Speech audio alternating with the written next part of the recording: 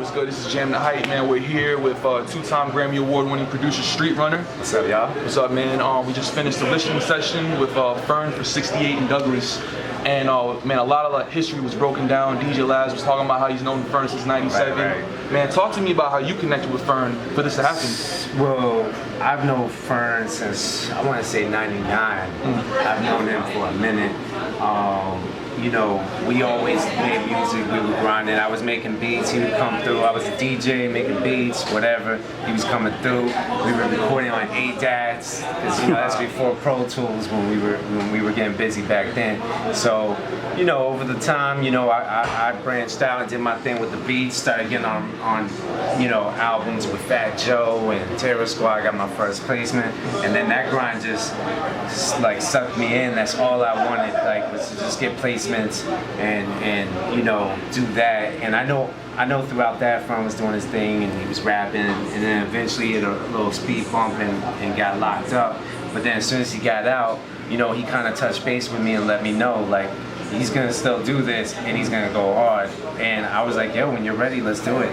And I just continued on my grind, he continued on his grind, and eventually the timing was just too perfect, and we were both in a really good space, and like, you know, the music just came out like magic, so can't really, That's what's up, man. So, yeah. So talk about the sound you guys were aiming for on 68 Douglas. I know the intro, you wanted to make sure that people knew FERN could spit bars. Yeah, no, that's so crucial for me to show everybody that not only is he a dope artist, performer, but he can spit bars. Yeah. Like, you know, the music business lacks that nowadays, and being able to express that through the intro and just like by the way, you know, you're also gonna get a project with some, you know, something to it. You know, it's not gonna just be dummy lyrics, dummy verses, dummy hooks.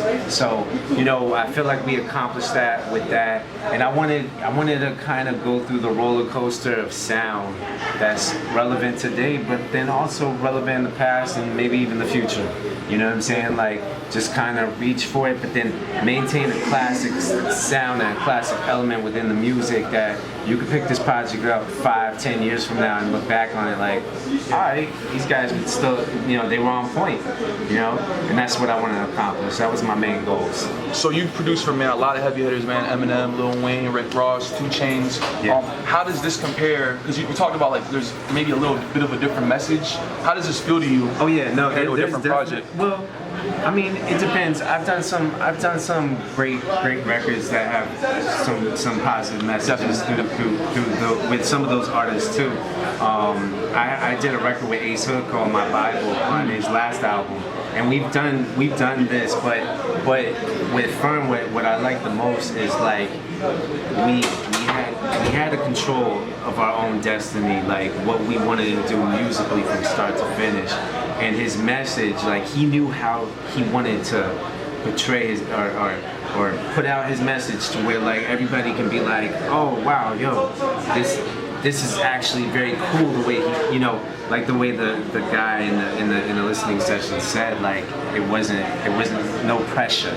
You know, I'm getting a positive message without the pressure of the positive message. Like, it's not being forced at me. You want to listen to it, and that's what I feel like. If we did that, we accomplished it. You know what I'm saying? Like, we did our thing. So that's what's up. So it's a 5-track EP. Is there any chance you're gonna work on the album? Yeah, we were talking about doing 3 series, like a 3-part series of this 5-track EP. And what I did was, production-wise and with FERN creatively with his lyrics and rapping, I set it up to where some of the tracks kind of switch over into a different vibe in the middle of the track or near the end of the track, just to give as much bang for somebody's listening pleasure as I possibly could as a producer. So within the 5 songs, you know, it might feel more like 7. It might feel like 8. You know, some of the songs are 5 minutes, but then the switch ups, you know, go into something else. It's a different little vibe. It gets eerie. It gets dark. It gets, you know, we switch it up. So I feel good about that, and I like that we were able to accomplish that throughout the 5. You know, we compressed it all into 5 tracks. Yeah. You know, but I think it's done very well and tastefully. Yeah. Excellent project, man. Appreciate it. Glad to hear it. Thanks, Street. Thank you.